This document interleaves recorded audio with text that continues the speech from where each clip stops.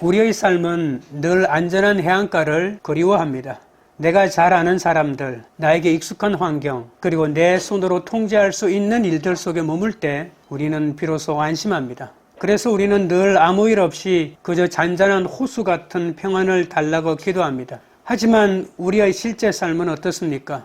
야속하게도 인생은 우리를 해변에 가만히 내버려 두지 않습니다. 갑작스러운 질병, 예상치 못한 경제적 위기, 믿었던 관계의 균열 같은 광풍은 예고 없이 우리 삶에 들이칩니다. 더 당혹스러운 것은 우리가 주님의 뜻대로 살려고 애쓰고 그분의 인도하심을 따라 배를 띄웠음에도 불구하고 이런 폭풍이 찾아온다는 사실입니다. 이때 우리는 깊은 혼란에 빠집니다. 내가 순종했는데 왜 이런 일이 일어나는가? 주님은 지금 무엇을 하고 계신가? 혹시 나를 잊으신 것은 아닌가? 사방이 지옥처럼 변해버린 파도 위에서 우리는 주님의 침묵에 절망하곤 합니다. 오늘 우리는 바로 그 인생의 밤바다 한복판으로 들어가 보려 합니다. 우리가 탄 배가 뒤집힐 것 같은 그 절박한 순간 주님이 왜 우리를 그곳으로 이끄셨는지, 그리고 그 폭풍 속에서 우리가 대면해야 할 진짜 주님은 어떤 분이신지를 함께 확인하고자 합니다. 오늘 말씀을 통해 여러분을 두렵게 하고 있는 거센 파도보다 우리 배에 함께 타고 계신 분의 위험이 더 크게 보이는 은혜가 있기를 소망합니다. 첫째로 안락한 해변을 떠나는 순종이 있어야 합니다. 35절입니다. 그날 저물 때에 제자들에게 이르시되 우리가 저편으로 건너가자 하시니, 가버나움 해변에서 온종일 하나님 나라를 가르치신 예수님은 어둠이 짙게 깔린 저녁에 뜻밖의 명령을 내리십니다. 우리가 저편으로 건너가자.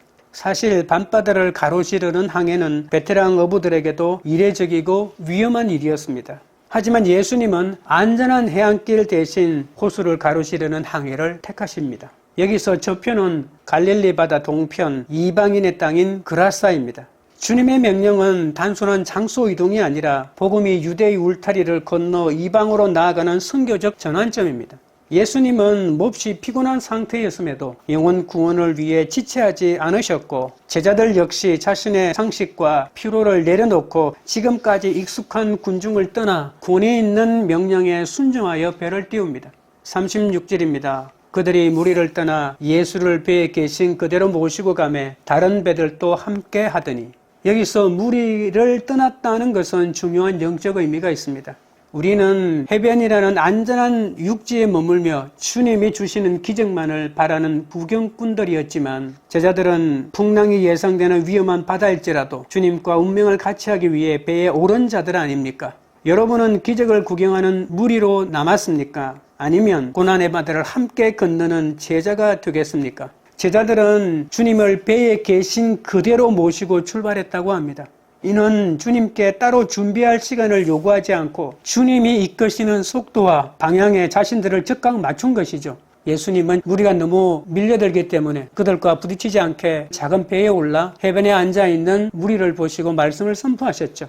그 말씀이 끝나자마자 예수님은 내려서 좀 쉬시지도 않고 바로 예수님이 탄처로 저 바다를 건너가자고 말씀하신 것이죠. 참된 순종은 내 계획에 주님을 초대한 것이 아니라 이미 배에 오르신 주님의 계획에 나 자신을 온전히 던지는 것입니다. 당시 이들이 탔던 배는 길이 약 8m의 작은 나무배였습니다. 이 좁고 작은 배에 몸을 의지한 채 깊은 밤의 바다로 나아가는 이들의 모습은 안락한 해안의 무리로부터 분리되어 오직 예수님과 친밀한 고난의 여행을 시작하는 참된 교회 공동체의 모습 아니겠습니까? 또한 성경은 다른 배들도 함께 했다고 기록합니다. 이는 주님과 더 가까이 있고 싶었던 제자 공동체가 이 위험한 밤 여행에 동참했음을 보여줍니다. 이 다른 배의 존재는 우리에게 큰 위로를 주죠. 풍랑은 나 혼자 탄 배만 덮치는 것이 아니라 주님을 따르는 공동체 전체에 함께 들이칩니다.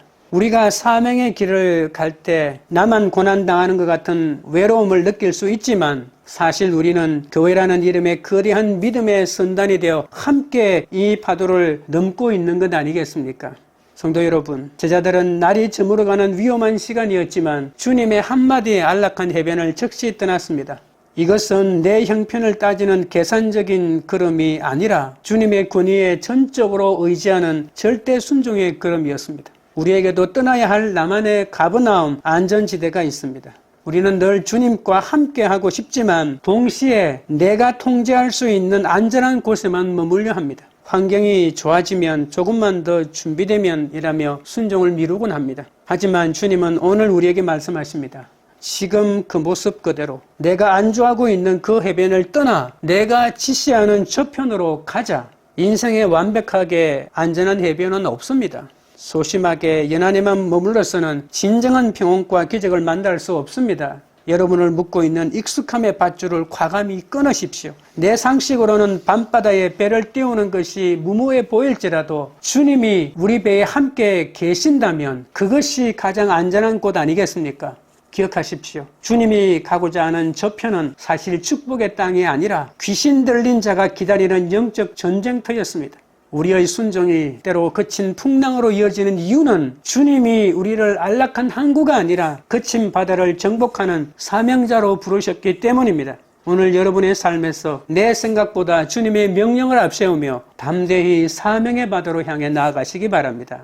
둘째는 위기 속에서 만나는 초자연적인 평안입니다. 37절입니다. 큰 광풍이 일어나며 물결이 배에 부딪혀 들어와 배에 가득하게 되었더라. 주님의 말씀에 순종하여 기분 좋게 배를 띄고 있지만 곧장 감당하기 힘든 위기가 찾아옵니다. 주변 고지대의 산맥에서 차가운 바람이 갑자기 쏟아져 내려오면 예고 없이 불어닥치는 갈릴리의 큰 광풍은 평생 바다에서 잔뼈가 굵은 어부라 할지라도 제어할 수 없는 죽음의 공포 그 자체였습니다. 제자들이 탔던 배는 양옆이 낮은 어선이었기 때문에 높은 파도가 치면 속수무책으로 물이 들어올 수밖에 없는 구조였습니다. 성경에서 바다는 종종 하나님을 대적하는 혼돈과 악의 세력을 상징합니다. 따라서 이 폭풍은 이방 선교를 향해 나아가는 주님의 사역을 가로막으려는 영적인 저항이기도 했습니다. 우리 삶도 이와 같습니다. 평안하다가도 순식간에 사방이 지옥처럼 변하는 고난을 만납니다. 그러나 우리가 기억해야 할 사실이 있습니다. 순종의 배에도 광풍은 불어오지만 그 광풍은 결코 주님이 탄 배를 침몰시킬 수 없다는 점입니다. 세상의 위협은 우리를 삼킬 듯 달려들지만 그것은 결국 주님의 권능을 드러내는 무대가 될 뿐입니다. 38절입니다. 예수께서는 고물에서 베개를 베고 주무시더니 제자들이 깨우며 이르되 선생님이여 우리가 죽게 된 것을 돌보지 아니하시나이까 하니 배가 가라앉기 직전인 긴박한 순간 성경은 아주 놀라운 대조를 보여줍니다. 제자들은 살기 위해 처절한 사투를 벌이고 있는데 예수님은 배 뒤편에서 베개를 베고 깊은 잠에 빠져 계십니다. 사실 주님이 베고 주무셨던 그 베개는 특별한 안락함이 있는 물건이 아니었습니다. 거친 파도가 배 안으로 들이치고 배가 요동쳐 중심을 잡기도 힘든 상황에서 주님이 어떻게 주무실 수 있었겠습니까? 하지만 이 평안을 알리 없는 제자들은 폭풍보다 더 무서운 원망에 사로잡힙니다. 그들은 잠든 주님을 흔들어 깨우며 날선 비명을 지릅니다. 선생님, 우리가 죽게 된 것을 돌보지 않으십니까? 여러분, 이 말은 단순히 도와달라는 요청이 아닙니다. 우리가 지금 죽어가는데 어떻게 잠이 오십니까? 당신에게 우리는 이 정도밖에 안 됩니까? 라는 처절한 서운함 아니겠습니까? 폭풍의 크기에 압도된 나머지 바로 곁에 계신 만물의 주관자를 보지 못하고 그분의 사랑마저 의심하게 된 것입니다. 우리도 인생의 풍랑 속에서 이와 똑같은 고백을 할 때가 얼마나 많습니까? 하나님이 나를 모른 척 하신다. 내 고통에는 관심이 없으시다라며 깊은 낙심에 빠집니다.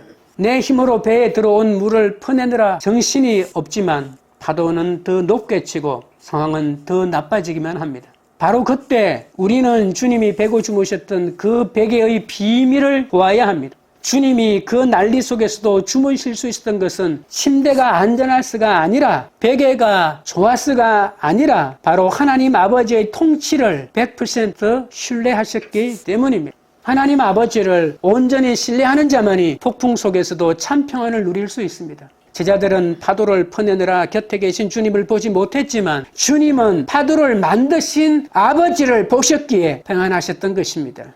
여기서 우리는 평안의 진짜 의미를 발견합니다. 초자연적 평안이란 단순히 폭풍이 없는 상태가 아니라 폭풍 한복판에서도 나를 붙들고 계신 하나님의 손길을 느끼는 상태입니다. 주님의 침묵은 무관심이 아니라 하나님 아버지를 향한 가장 완벽한 신뢰의 표현이었습니다.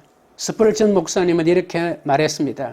하나님은 폭풍을 잠잠케 하기도 하시지만 때로는 폭풍 속에 있는 당신의 자녀를 잠잠케 하신다고. 하나님이 여러분의 삶의 환경을 잠잠하게 하기를 원하십니까? 아니면 여러분 주위에 끝없는 환경의 폭풍이 들이닥쳐도 여러분을 잠잠하게 하시기를 원하십니까? 폭풍이 무서운 이유는 상황이 나빠서가 아니라 그 상황을 주관하시는 분이 내 아버지라는 사실을 잊었기 때문입니다. 급에 질린 제자들은 우리가 죽게 된 것을 돌보지 않으십니까? 라고 원망했지만 주님의 침묵은 무관심이 아니라 그 폭풍 너머에 계신 하나님 아버지를 바라보고 있다는 겁니다. 39절입니다. 예수께서 깨어 바람을 꾸짖으시며 바다더러 이르시되 잠잠하라 고요하라 하시니 바람이 그치고 아주 잔잔하여지더라. 잠에서 깨어나신 주님은 어떤 복잡한 주문도 없이 오직 말씀 한마디로 상황을 끝내십니다. 잠잠하라 고요하라. 이는 예히올 바예히올 빛이 있으라 하시니 빛이 있었다라고 하는 이 말씀과 같습니다. 말씀 한마디로 태초에 혼돈을 잠재우고 질서를 세웠던 창조주의 권능 아니겠습니까? 마가복음 1장에서 귀신을 꾸짖어 쫓아내실 때도 잠잠하라고 하셨습니다. 고요하라는 입에 재갈을 물린다는 뜻입니다. 주님은 단순히 자연현상을 멈추신 것이 아니라 사역을 방해하는 악한 세력에 재갈을 물리며 제압하셨습니다. 바람이 멈춰도 파도는 한참 동안 일렁이는 것이 자연의 이치이지만 주님의 명령 즉시 바다가 거울처럼 잔잔해졌다는 겁니다. 이것은 주님이 자연 법칙을 초월한 만물의 주인임을 입증하는 것입니다. 예수님은 단순히 날씨를 맞추는 분이 아니라 혼돈의 바다에 질서를 명하시는 창조주이십니다. 여러분을 잠 못 들게 만드는 그 문제보다 주님의 음성이 더 크십니다. 그 주님이 지금 여러분의 배에 함께 타고 계십니다. 인생의 배에 예고 없이 들이치는 큰 광풍은 때로 우리의 경험과 지식조차 무용지물로 만듭니다. 주님이 침묵하는 것이 무관심처럼 느껴질 때 우리 마음에는 두려움과 원망이 차오르지 않습니까? 하지만 기억하십시오. 풍랑은 우리를 침몰시키기 위해서가 아니라 풍랑보다 크신 주님을 대면하게 하려고 찾아온다는 것입니다. 지금 여러분을 압도하고 있는 파도가 무엇입니까? 파도의 크기만 보며 옆에 계신 주님을 원망하고 있지는 않으십니까? 내 힘으로 배에 들어온 물을 퍼내려 애쓰는 수고를 잠시 멈추고 만물을 잠잠하게 하시는 주님의 권위를 신뢰하십시오. 그친 바다를 꾸짖으시는 주님의 음성이 오늘 여러분의 고단한 삶에 울려 퍼지길 바랍니다. 풍랑 한복판에서도 주님과 함께라면 가장 안전하다는 사실을 믿고 주님이 누리셨던 그 초자연적인 평안이 여러분의 심령에 회복되시기를 바랍니다. 셋째는 두려움을 넘어 경외의 자리로 가야 합니다. 40절입니다. 이에 제자들에게 이르시되 어찌하여 이렇게 무서워하느냐 너희가 어찌 믿음이 없느냐 하시니 폭풍을 순식간에 잠재우신 예수님은 이제 제자들을 향해 아주 날카롭고도 본질적인 질문을 던지십니다. 어찌하여 이렇게 무서워하느냐? 어찌하여 너희가 믿음이 없느냐? 여기서 주님이 지적하신 무서움은 단순히 깜짝 놀란 상태가 아닙니다. 헬라어 원문은 마치 비급한 급쟁이처럼 마음의 중심을 잃고 벌벌 떠는 상태를 말합니다. 이는 제자들이 눈앞에 거친 파도를 배 안에 함께 계신 하나님의 통치보다 더 크게 보고 있다는 증거 아니겠습니까? 결국 신앙을 위협하는 진짜 적은 정보의 부족이 아니라 의심과 두려움입니다. 믿음의 반대는 단순히 안 믿는 것이 아니라 주님이 내 삶의 배에 함께 계시다는 사실을 잃어버리는 순간 나를 덮쳐오는 두려움 그 자체입니다. 폭풍이 없다고 우기는 낙관주의가 믿음이 아닙니다. 폭풍 한복판에서 내 시선을 파도의 크기에서 주님의 임재로 옮기는 처절한 시선의 싸움입니다. 제자들은 파도 때문에 곁에 계신 주님을 몰랐습니다. 주님은 지금 우리의 상황이 아니라 우리의 시선이 어디에 있는지를 묻고 계십니다.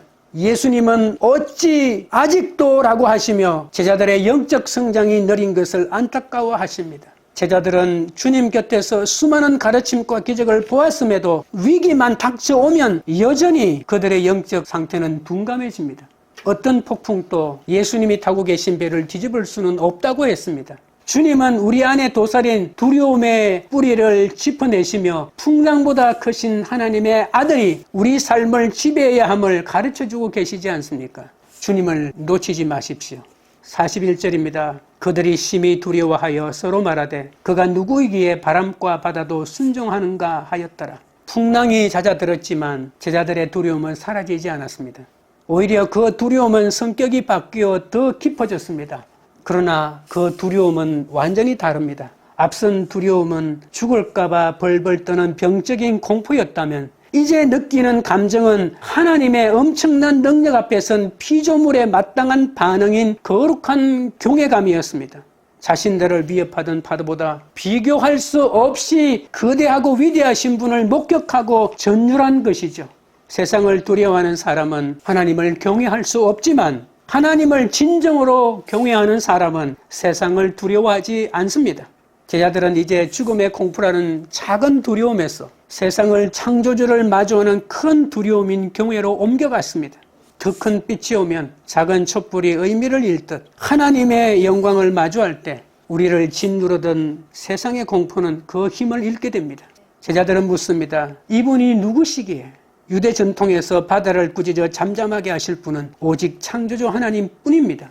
제자들은 그동안 예수님을 훌륭한 선생님이나 예언자 정도로 알았지만 이제 자연 법칙마저 굴복시키는 그분의 하나님 되심을 정면으로 마주하게 되었습니다. 이 질문을 기점으로 제자들은 예수님이 진짜 누구신지 깨달아가는 위대한 신앙의 여정을 비로소 시작하게 되는 것이죠. 성도 여러분, 이스라엘 백성들도 홍해를 건넌 후 하나님의 큰 능력을 보고 하나님을 경외하게 되었다고 했습니다.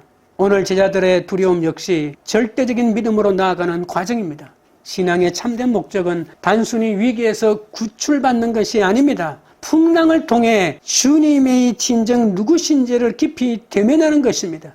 만약 우리 인생에 풍랑이 없었다면 우리는 결코 바다를 다스리시는 예수님의 위대함을 경험하지 못했을 것입니다. 그런 의미에서 우리가 겪는 고난은 주님의 위대함을 드러내는 거룩한 통로에 불과합니다. 비록 제자들의 믿음은 위기 앞에서 실족할 만큼 보잘것없었지만 주님은 그 부족함에도 불구하고 폭풍을 막아주시며 그들의 삶을 보존하셨습니다. 주님은 우리를 파도 속에서 건져내시는 자비로운 통치자이십니다.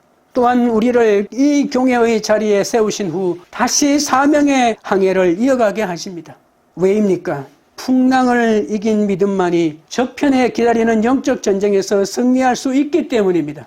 오늘 우리에게 닥친 풍랑은 우리를 주저앉히려는 방해물이 아니라 더 큰 사명을 감당할 수 있도록 우리를 훈련하시는 하나님의 학교 아니겠습니까?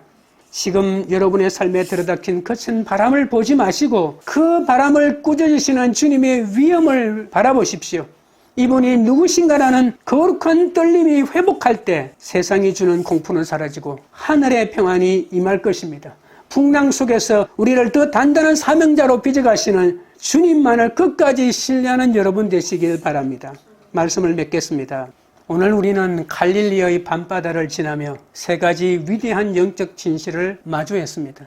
내 안락한 안전지대를 떠나 주님의 말씀에 순종하여 배를 띄워야 합니다. 그 순종의 길에 풍랑이 들어칠지라도 우리와 함께 타고 계신 주님의 초자연적인 평안을 신뢰해야 합니다. 우리 곁에 계신 분이 만물을 복종시키시는 창조주 하나님이심을 깨닫고 세상이 주는 공포를 넘어 거룩한 경외의 자리로 나아가야 합니다. 신앙의 본질은 풍랑이 비껴가는 데 있지 않습니다. 예수님은 우리에게 고난을 면제 주시는 분이 아니라 우리와 한 배에 타고 풍랑 한복판을 함께 뚫고 가시는 분이십니다. 주님은 우리를 단순히 풍랑으로부터 건져내시는 분을 넘어 그 풍랑을 통해서 우리를 더 단단한 사명자로 빚어가십니다. 우리가 사방으로 우겨쌈을 당해도 결코 침몰하지 않는 이유는 단 하나입니다. 만물을 통치하시는 창조주께서 바로 우리 배의 키를 잡고 계시기 때문입니다. 그러므로 이제는 여러분을 두렵게 하는 폭풍의 크기가 아니라 그 폭풍을 발로 밟고 계신 주님을 바라보십시오. 이분이 누구시기에? 라는 제자들의 놀라운 고백이 여러분의 평생 고백이 되시기 바랍니다. 세상의 거친 파도 속에서도 우리를 향해 웃으시는 주님의 평안을 소유하십시오. 우리 인생의 항해를 책임지시는 위대하신 주님과 함께 그라사 광인이 기다리는 사명의 저편 언덕까지 담대히 항해하시기를 주님의 이름으로 축원드립니다. 찬양드리고 기도하겠습니다.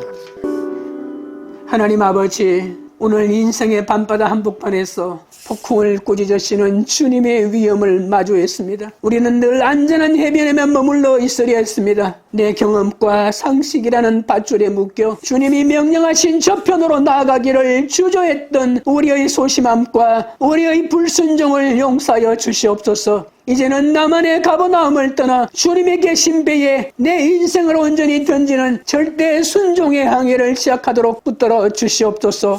순종의 길에 예고 없이 찾아온 광풍 속에 우리는 얼마나 무력했는지 모릅니다. 우리를 돌보지 않으십니까라며 원망 섞인 비명을 질렸던 제자들의 모습이 바로 우리들의 모습이었음을 고백합니다. 이제는 파도의 크기에 압도되지 않게 하시고 폭풍 속에서도 하나님 아버지를 신뢰하며 깊은 잠을 주무셨던 그 초자연적인 평안이 오늘 우리의 심령에게 임하게 하여 주시옵소서. 세상이 주는 공포에 벌벌 떠는 자들이 아니라 바람과 바다도 복종케 하시는 창조주의 위험 앞에 거룩한 경외함으로 서는 자들이 되기 원합니다. 이분이 누구시기에? 라는 감격적인 고백이 우리 삶의 현장에서 터져나오게 하시고 지금의 고난이 나를 무너뜨리는 방해물이 아니라 나를 삼형제로 빚으시는 하나님의 놀라운 섭리임을 믿음으로 선포하게 하여 주시옵소서. 광교들 교회가 우리 인생의 길을 잡으신 주님과 함께라면 그 어떤 바다도 가장 안전한 항구임을 믿고 따라가는 공동체가 되게 하옵소서. 거친 파도를 뚫고 사명의 저편 언덕까지 담대히 전진하는 교회가 되어 열방까지 복음을 전하는 그런 교회가 되도록 역사하여 주시옵소서. 우리의 영원한 항해자 되시는 예수 그리스도 이름으로 기도드리옵나이다. 아멘.